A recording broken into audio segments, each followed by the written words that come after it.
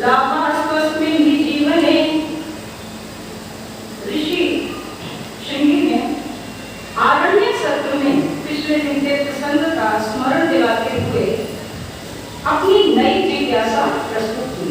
श्रृंगी ने पूछा, वह कौन सा देवता है जिसकी उपासना से मनुष्य प्रत्यक्ष फल पाता और सुखी और समुन्नत बनता है?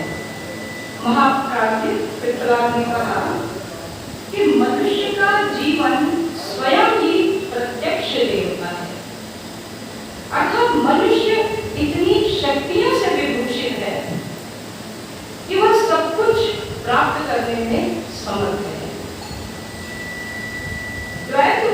द्वैतवाद के दर्शन में जीव को और ब्रह्म को अलग अलग माना जाता है।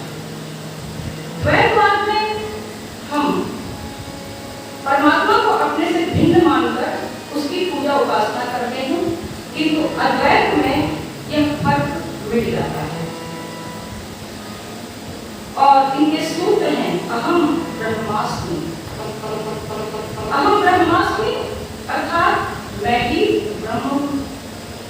और अगर मैं ही ब्रह्म हूं तो तुम कौन हो? तत्त्वमसि, तुम भी वही हो, यानी तुम भी ब्रह्म हो। अयम आत्मा ब्रह्म, यह आत्मा ही ब्रह्म, यह अद्वैत दर्शन। परम पूज्य गुरुदेव जब अपने शिष्यों को प्रातःकालीन ध्यान कराते हैं तो वो कहते हैं द्वैत से अद्वैत की ओर बढ़ो। द्वैत भाव की भक्ति में हम पूजा पाठ कर्मकांड ये सब कुछ करते हैं।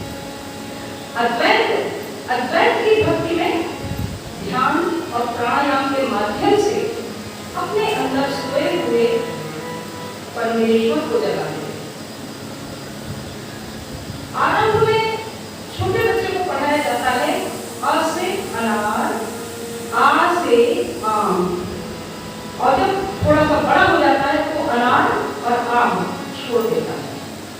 अ से अनार उदाहरण है द्वैत भाव की भक्ति का। और जिस समय वो अनार छोड़ देता है, कमल छोड़ देता है, खरगोश छोड़ देता है, सीधे सीधे अक्षरों पर आ जाता है, ये है अद्वैत भाव की भक्ति। ऋषियों ने जो मन में तप किया और जो मंत्र दृष्टा ऋषि हुए वे सब अद्वैत भाव की भक्ति से। समस्या ये है कि हम जीव को और ब्रह्म को अलग अलग मानते हैं। कबीर ने भी कहा कि जब मैं था तब हरि नहीं, अब हरि है मैं नाही, सब अंधियारा मिट गया जब दीपक देखा माही। और मनुष्य के शरीर में वो सारी शक्तियां हैं जो कि परमात्मा में है, किंतु उन्हें जगाने की आवश्यकता है। विडंबना यह है कि जब बच्चा विद्यालय में पढ़ता है तो वह नर्सरी केजी 1-2 करते हुए आगे बढ़ जाता है, लेकिन भक्त अपने जीवन में जहां पर पहले दिन जुड़ा होता है अंत तक वही जुड़ा रहता है। आरंभ में परम पूज्य गुरुदेव माला पकड़ाते हैं, माला जपना सिखाते हैं और फिर एक दिन वो कहते हैं अब तू काम कर।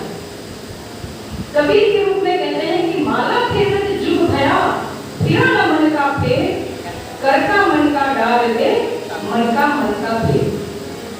मन का जब फिरता है तो हम अद्वैतवाद की ओर बढ़ते हैं। और जब तक हम द्वैतवाद में रमे रहते हैं तब तक हम ईश्वर की पूजा करते हैं। हालांकि ईश्वर को प्राप्त करने के ये सभी मार्ग सिद्ध हैं। आवश्यकता केवल इस बात की है कि हम जो भी करें सच्चे मन से करें। मीरा ने कृष्ण को पाया, राधा ने कृष्ण को पाया, सूर ने कृष्ण को पाया, तुलसी ने राम को पाया, द्वैत भाव की भक्ति करके। तो हम सभी ये जान लें कि ये जीवन ही प्रत्यक्ष देवता है, हम जो चाहे वो कर सकते हैं। हमारे ऋषि विश्वामित्र ने राजमहलों को छोड़कर वन में तपस्या की। बहुत आसान रहता है हमेशा ये कहना कि वन में तपस्या की, और जब हम इस शब्द का उच्चारण करते हैं कि वन में तपस्या की तो हमारे सामने वनों का कठोर जीवन घूम जाता है।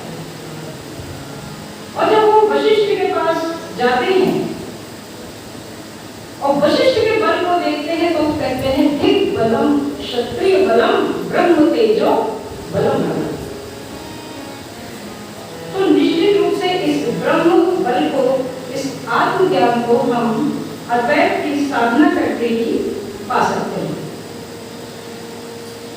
श्रृंगी उवाच सोऽसु प्रज्ञातुं मैक्षत सर्वेषु श्रृंगी कथं च सः देवो जीवन रूपी तु पूज्यो अभ्यर्च्यो देवोदय। श्रृंगी ऋषि ने उत्सुकता पूर्वक जानना चाहा कि जीवन देवता की पूजा अभ्यर्थना कैसे की जाती है। उसका वरदान देने के लिए, प्रसन्न करने के निमित्त क्या उपचार अपनाया जाए। जीवन देवता प्रसन्न होने पर क्या वरदान देते हैं, उपेक्षा करने पर, रुष्ट होने पर क्या हानि उठानी पड़ती है, इस मर्म को हमें विस्तार पूर्वक समझाएं। उसके विधि विधान की सर्वसाधारण को जानकारी है ही नहीं।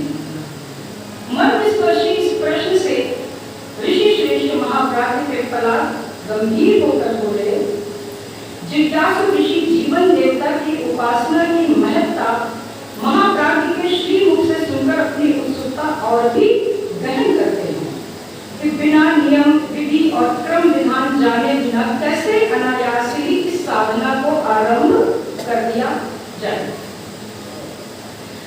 इसके पहले कि हम श्रृंगी ऋषि के प्रश्न और पिप्पलाद के उत्तरों की ओर आगे बढ़ें, श्रृंगी ऋषि की थोड़ी सी बात करते हैं कि श्रृंगी ऋषि कौन है।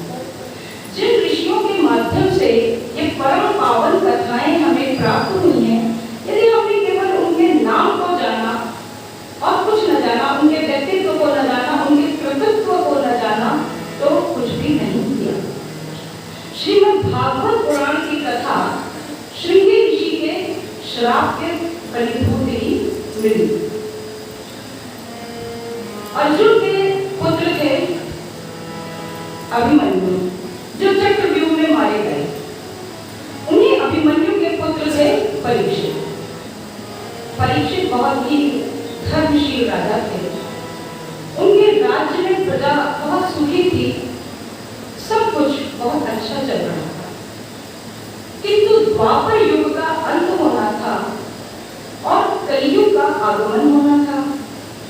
कलयुग आया और उसने राजा परीक्षित से कहा कि हे राजन, मैं आ गया हूं सपरिवार, तो मुझे स्थान दे। बड़े दयालु थे परीक्षित। उन्होंने पूछा, कहाँ रहोगे तुम, कहाँ रह सकते हो, बताओ कहाँ तुम्हारे रहने की व्यवस्था बनाई जाए। तो कलयुग ने कहा कि मैं रह सकता हूँ जहाँ चोर हो, जुआरी हो, भ्रष्टाचारी हो, पाप कर्म होते हो, मैं वहां रह सकता हूँ। तो परीक्षित ने कहा कि देखो, मेरे राज्य में ऐसा कुछ भी नहीं है, तो तुम्हें यहाँ रहने की कोई सुविधा नहीं मिल पाएगी। तो कलयुग ने कहा, आप ये बताइए कि मैं सपरिवार यहाँ आ गया हूँ और यदि यहाँ मेरे रहने की सुविधा न हुई तो मैं कहाँ जाऊंगा अपने परिवार को लेकर। तो परीक्षित ने कहा, तुम ही बताओ, जब यहाँ ये चीजें नहीं है, न कोई चोर है, न कोई डकैत है, न कोई जुआरी है, न भ्रष्टाचारी है, तो मैं तुम्हें कहाँ रहने का स्थान दूं। तो कलयुग ने कहा कि आप मुझे स्वर्ण में रहने का स्थान दे दीजिए, सोने में, गोल्ड में। परीक्षित ने कहा ठीक है, और कलयुग राजा परीक्षित के स्वर्ण मुकुट में प्रवेश कर गए। जब कलयुग का प्रभाव उस मुकुट से होते हुए राजा परीक्षित तक पहुंचा, तो उनकी बुद्धि थोड़ी थोड़ी भ्रष्ट होने लगी। शिकार खेलने के लिए वन में गए हुए थे, भूख प्यास से परेशान हो गए, तो एक ऋषि के आश्रम में चले गए। वहां ऋषि विभाजक, जो कि श्रृंगी के पिता थे, समाधि में बैठे हुए थे। परीक्षित ने उनसे बात करनी चाहिए, जल मांगना चाहा, भोजन मांगना चाहा, किंतु समाधि में बैठे विभाजक ऋषि की समाधि नहीं टूटी। कलयुग के प्रभाव से राजा परीक्षित को क्रोध आ गया। उन्होंने इधर उधर देखा और एक मरा हुआ सर्प लेकर ऋषि के गले में डाल दिया और चल गया। कुछ समय बाद श्रृंगी ऋषि का वहां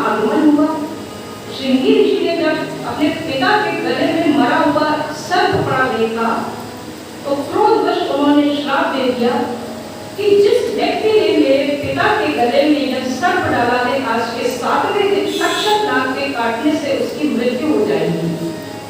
तब तक पिता की समाधि टूट चुकी थी। उन्होंने जब पुत्र के श्राप को सुना और थोड़ा ध्यानस्थ हुए, देखा कि आखिर हुआ क्या था, तो उन्हें बड़ा दुख हुआ। उन्होंने श्रृंगी से कहा, पुत्र, राजा परीक्षित को बड़े दयालु और प्रजा की देखभाल करने वाले हैं। तुमने उन्हें ये श्राप देकर बहुत अनुचित कृत्य किया। श्रृंगी ने कहा, उनको भी दुख हुआ। बोले, लेकिन अब क्या हो सकता है, अब तो 7वें दिन मृत्यु होनी ही होनी है। और चलो ऐसा करते हैं कि किसी को भेज करके उनको बता देते हैं कि तुम्हारे जीवन के 7 दिन शेष रह गए हैं।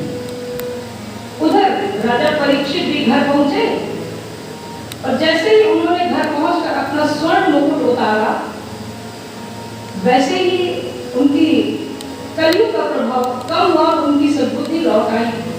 उन्हें लगा ये तो बड़ा हम कुकृत्य करके आए हैं, तो चलो कोई बात नहीं, कल जा करके हम ऋषि से क्षमा मांग लेंगे। लेकिन तब तक ऋषि का भेजा हुआ व्यक्ति आया और उसने बताया कि आप शापग्रस्त हो चुके हैं और आज के 7वें दिन तक्षक नाग के काटने से आपकी मृत्यु हो जाएगी। अब राजा ये सुनकर बहुत व्याकुल हो गए। फिर उन्हें समाधान दिया गया और उन्होंने भी ये निर्णय लिया कि जब 7 दिन ही जीना है तो क्यों ना मुक्ति का कोई उपाय कर लिया जाए। और फिर उन्होंने शुकदेव जी से भागवत कथा सुनी। यही भागवत कथाएं आज स्थान स्थान पर प्रचलित हैं। इन्हें लोग सुनते हैं और अपनी पात्रता के अनुसार अपना कल्याण करते हैं। शुकदेव की कहानी हमने बताई ही थी कि किस तरह अमर कथा सुनाते समय पार्वती जी के सो जाने पर शिव जी के द्वारा कथा सुनाई जाती रही और उस पशु पक्षियों से निर्जन कर दिए गए वन प्रदेश में भी हुंकारी की आवाज आती रही और भगवान शिव कथा सुनाते रहे। और पता चला कि वो एक तोते के अंडे ने वो कथा सुनी। वही शुकदेव थे जो 12 वर्ष अपनी माता के गर्भ में रहकर जन्म लेकर तुरंत वन को चले गए। यदि श्रृंगी ऋषि ने यह श्राप न दिया होता तो आज हम भागवत की कथा से वंचित होते। निश्चित रूप से हम जो कर्म करते हैं हमें उसका फल मिलता जरूर है। मनुष्य कर्मों के फल से बच नहीं सकता। सारी ऋषि सत्ताएं भी मिलकर परीक्षित को उनके कर्मों के फल भोगने से बचा नहीं सकी। आइए सुनते हैं कि कर्मों के फल से न बचोगे।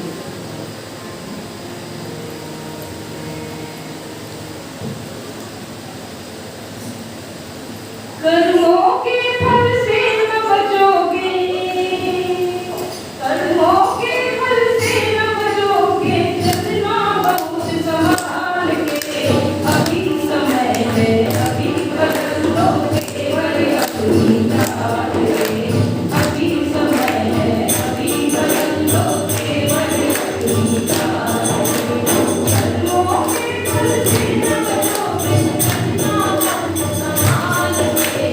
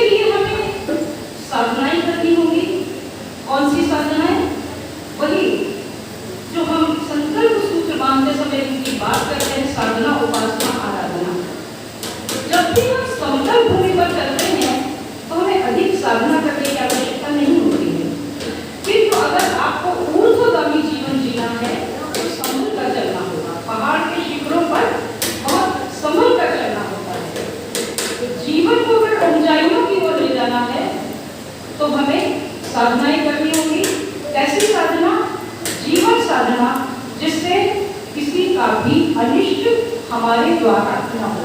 एक छोटा सा सूत्र अपना लें कि हम जो भी करें हमारे द्वारा किसी का भी अनिष्ट न हो। अपने काम को इस कसौटी पर हम तौल लें कि जो कर्म हम करने जा रहे हैं इससे किसी का भला हो रहा है या नहीं। अगर भला नहीं भी हो रहा है तो कोई अनिष्ट तो नहीं हो रहा है। अगर इतनी सावधानी बरत ली जाए तो हम पाप कर्मों के बीज बोने से बच जाएंगे। असल में हमारे जो कर्मों के बीज होते हैं जब वो फलीभूत होते हैं तो एक बीज से असंख्य फल निकलते हैं और ये संसार कर्मों की खेती है, ऐसा कहा भी जाता है। इंग्लिश में भी बोलते हैं so as you sow shall you reap. जैसा बोओगे वैसा काटोगे। और ये बात हम सभी जानते हैं। इस तरह की बात कथा प्रसंग में चल रही थी। एक जिज्ञासु ने उठकर महात्मा जी से पूछा कि महात्मा जी आप लोग कहते हैं कि अच्छे काम का अच्छा फल और बुरे काम का बुरा फल मिलता है, किंतु एक बात समझ में नहीं आती है कि हमने इस संसार में देखा है कि बहुत सारे सत्कर्म करने वाले भी दुखी रहते हैं और बहुत सारे दुष्कर्म करने वाले पापी भ्रष्टाचारी ऐसे लोगों को हमने खूब सुखी देखा है। सभी लोगों ने सिर हिलाया कि हाँ ये बात तो है। परंतु जी गुरुदेव ने गहना कर्मणो गति नामक वाङ्मय में इसका समाधान कुछ पंक्तियों में दिया है। थोड़ी ऊंची बात है, इससे और ऊंची बात है। मामूली सी बात सामान्य जो नियम है वो ये है कि जैसा करोगे वैसा पाओगे, अच्छा करोगे अच्छा पाओगे, बुरा करोगे बुरा पाओगे। लेकिन गहना कर्मणो गति वाङ्मय में परम पूज्य गुरुदेव ने लिखा कि ऐसा नहीं है कि संसार का हर दुख आपके पापों का फल है। जब हमारी पात्रता बहुत अधिक बढ़ जाती है, सत्कर्म बहुत अधिक बढ़ जाते हैं, प्रमोशन होना होता है तो ईश्वर दुख देता है। जैसे राजा हरिश्चंद्र को जब दुख मिले, चांडाल की नौकरी करनी पड़ी, पुत्र का किस तरह से संस्कार करना पड़ा, सबको पता है। तो इस तरह के जो कष्ट होते हैं, नारद को विष्णु मोहिनी स्वयंवर में किस अपमान का सामना करना पड़ा। बेचारे बंदर का मुख लेकर यह आशा करते रहे कि विष्णु मोहिनी उनके गले में वरमाला डाल देगी। तो ये जो कष्ट हैं ये किसी पाप के फलस्वरूप नहीं है बल्कि पुण्यों की अधिकता के कारण। राजा हरिश्चंद्र को जो कष्ट मिला वो पुण्यों की अधिकता के कारण मिला। इसलिए इस संसार में यदि महान व्यक्तियों को, सत्कर्मियों को दुख मिलता है तो समझ लीजिए कि ये प्रमोशन की तैयारी है। सब लोग संतुष्ट हुए, लेकिन जिज्ञासु था बड़ा तर्कशील। बात सुनकर उसने कहा ठीक है, ऐसे उदाहरण तो बहुत कम मिलते हैं। हमें तो ये जानना है कि सामान्य जीवन में जो सुख दुख मिलते हैं इनका हमारे कर्मों से क्या और किस तरह का संबंध है। तो उन्होंने कहा, महात्मा जी ने, इसके 4 सूत्र हैं। है नहीं, नहीं है और नहीं नहीं। चलो आज तुम मेरे साथ चलो, मैं तुम्हें इन सूत्रों की विस्तार से व्याख्या बताता हूँ। भाइयों बहनों, प्यारे बच्चों, ये जो आज कहानी हम आपको बताने जा रहे हैं, हमारे वरिष्ठ भाई बहनों ने, गायत्री परिजनों ने कई बार सुनी होती। बहुत सी बातें कई बार सुनी होती हैं, लेकिन जिस दिन क्लिक कर जाए, हृदय में उतर जाए, वो दिन परिवर्तन का दिन होता है। इस कहानी को सुनने के बाद हमको समझ में आ जाएगा कि हमारे जीवन में जो अच्छा है वो क्यों है और जो बुरा है वो क्यों है। हमारी जलन, उड़न, तपन सब कुछ समाप्त हो जाएगी बशर्ते यह कहानी हृदय में उतर जाए। महात्मा जी उस शिष्य को लेकर के चल दिए। थोड़ी दूर जाने पर एक हवेली दिखाई दी जहां पर भीड़ ही भीड़ थी। ऋषि ने कहा, ये भीड़ कैसी है, चलो देखते हैं। वहां जैसे ही पहुंचे सेठ की हवेली के पास, दौड़कर कुछ सेवक आए, बोले, अतिथि महोदय, महात्मा जी आप लोग बड़ी दूर से आए लगते हैं, बैठिए, कुछ जल ग्रहण कीजिए, कुछ मीठा ग्रहण कीजिए, विश्राम कीजिए। व्यवस्था हुई। महात्मा जी ने कहा, एक बात बताइए कि यहाँ पर ये इतनी भीड़ कैसी है? उसने बताया कि यहाँ जो सेठ जी हैं उनके पास बहुत धन है और ये बड़े सत्कर्म करते हैं। कथा को संक्षेप में सुनाना है, इसलिए हम सूत्रों में बता रहे हैं कि बड़े सत्कर्म करते हैं। चाहे कुंवारी कन्याओं के विवाह हो रहे हो, बच्चों की शिक्षा का प्रबंध, अनाथालय की व्यवस्था, यहाँ से निरंतर दान की व्यवस्था चलती रहती है, उन्हीं सब लोगों की भीड़ है। तो महात्मा जी ने शिष्य से कहा, ये था मेरा पहला सूत्र, है।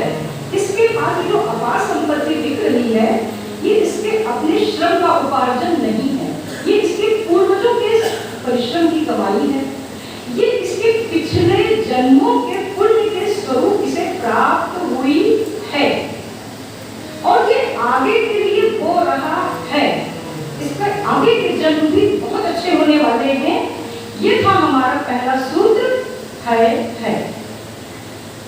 शिष्य ने कहा, मुझे आपकी बात समझ में आ गई गुरुवर, और मुझे जिज्ञासा है, मुझे दूसरा सूत्र भी जल्दी बताइए। चलो थोड़ा आगे चलते हैं। थोड़े आगे जाने पर वैसे ही हवेली आलीशान, धन दौलत की कोई कमी नहीं, लेकिन द्वार पर सन्नाटा। महात्मा जी ने द्वार पर खड़े सेवक से कहा, भाई बड़ी प्यास लगी है, पानी मिलेगा? उसने कहा, यहाँ पानी वाली नहीं मिलता, इसलिए थोड़ी पैसा है कि नहीं लुटाते रहे, आप लोगों को पानी पिलाए, क्या भोजन मांगेंगे? हमारे सेठ जी का आदेश है, यहाँ सब कुछ नहीं हो सकता। महात्मा जी ने कहा, कोई बात नहीं। उन्होंने शिष्य से कहा, मैंने तुम्हें समझाने के लिए पानी मांगा था। इस सेठ के पास भी अपार दौलत है जो इसके पूर्व जन्मों की कमाई है और यह आगे के लिए कुछ भी हो रहा नहीं है। ये तो मेरा दूसरा सूत्र है नहीं। तो भाइयों बहनों, हम लोगों में से ऐसे बहुत से लोग हैं जिन्हें बहुत अच्छा जीवन मिला है, अच्छा परिवार, सुख संपत्ति, सब कुछ है, लेकिन जरा चिंतन करिए कि क्या 24 घंटे में क्या आपने कोई भी एक अच्छा काम किया? हमारी ऑनलाइन बाल संस्कार शाला चलती है, इस समय भी चल रही है ये बाल संस्कार शाला। इस समय उसमें स्वाध्याय चल रहा है, ये निरंतर पूरे 1 साल से चल रही है और 10 जून को यहाँ पर इसका वार्षिकोत्सव भी एक तरीके से संपन्न करके हम यहाँ पर आए थे।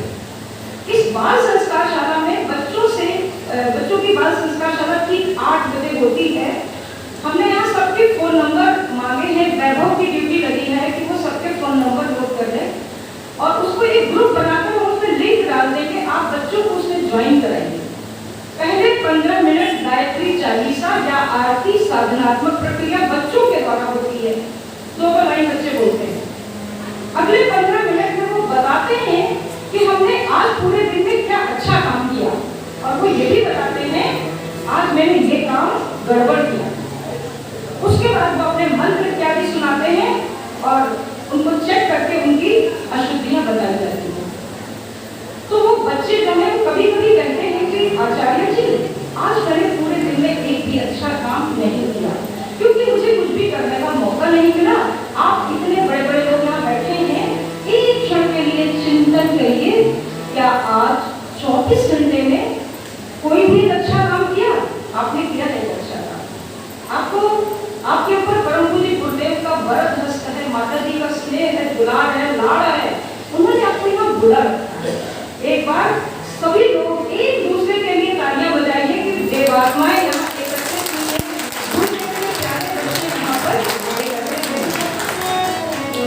तो कुछ नहीं तो आज से एक चिंतन करिए, पूरे दिन में एक अच्छा काम हम करें, बस सिर्फ इतना सा एक संकल्प ले लीजिए, जीवन में आने वाले बदलाव को आप खुद देखिए। और हमारे जीवन में वो सूत्र जो है नहीं में है आजकल, वो है में बदल जाएगा। थोड़ा आगे बढ़े, जैसे ही थोड़ा आगे बढ़े वैसे ही पता चला एक सब गृहस्थ की कुटिया थी, गौ तुलसी का चौड़ा, संध्या पूजन की तैयारी। बालक दौड़ कर आया, द्वार पर खड़े अतिथियों को देखकर उसने कहा, माँ ने पानी और गुड़ भेजा है, संध्या बंदन होते ही आपके लिए भोजन की व्यवस्था हो जाएगी, पिताजी भी आ रहे होंगे, ऐसा कहा। कहानी को विस्तार से सुना सकते हैं लेकिन सूत्र क्लियर करना है, केवल इसलिए बता रहे हैं। महात्मा जी ने कहा ये सूत्र है नहीं है, बहुत ही गरीब लोग हैं, इनके पास पूर्व जन्मों की कोई कमाई नहीं है, किंतु ये अगले जीवन के लिए बो रहे हैं। इनका अगला जीवन बहुत सुंदर होने वाला है और आज के दिन इनके मन में बड़ी ही सुख शांति है, क्योंकि सुख शांति जो आती है वो धन दौलत संपत्ति कार कोठी बंगले से नहीं आती। वो धन गजधन बाजधन और रतन धन खान, जब आवे संतोष धन सब धन दूर समान। शिष्य ने कहा गुरुदेव समझ में आता है, पूर्व जन्मों के कर्मों का क्या प्रभाव है। चलते चलते पहुंचे, ऐसे ही थोड़ा और विलंब हो गया था। एक झोपड़ी जैसा मकान था, गाली गलौज की आवाजें, मदिरा की दुर्गंध आ रही थी। माँ डांट रही थी एक बच्चे को, तू जेब काट के बस इतना ही पैसा ला पाया, क्या करूं, पुलिस पीछे पड़ गई थी, पहले जितना कमाया था वो सब छीन लिया। आपको आइडिया भी क्या होगा कि कैसा परिवार था। उन्होंने कहा ये सूत्र है, नहीं, न इनके पास पूर्व जन्मों की कोई कमाई है और न ये आगे के लिए कुछ कमाई है, ये तक नहीं लगे। तुमको चारों सूत्र समझ में आ गए खुद। शिष्य ने कहा महात्मा जी एक अंतिम प्रश्न है, आपके चारों सूत्र समझ में आ गए और मुझे एक बात बता दीजिए कि जन्म जन्म का क्या चक्कर है। मनुष्य अच्छा करे तो उसे तुरंत अच्छा फल मिल जाना चाहिए और बुरा करे उसे तुरंत बुरा फल मिल जाना चाहिए, और हमें क्या पता कि हमने पिछले जन्मों में क्या किया था।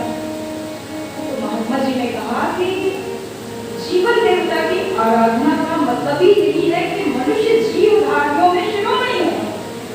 विधाता ने केवल मनुष्य को चयन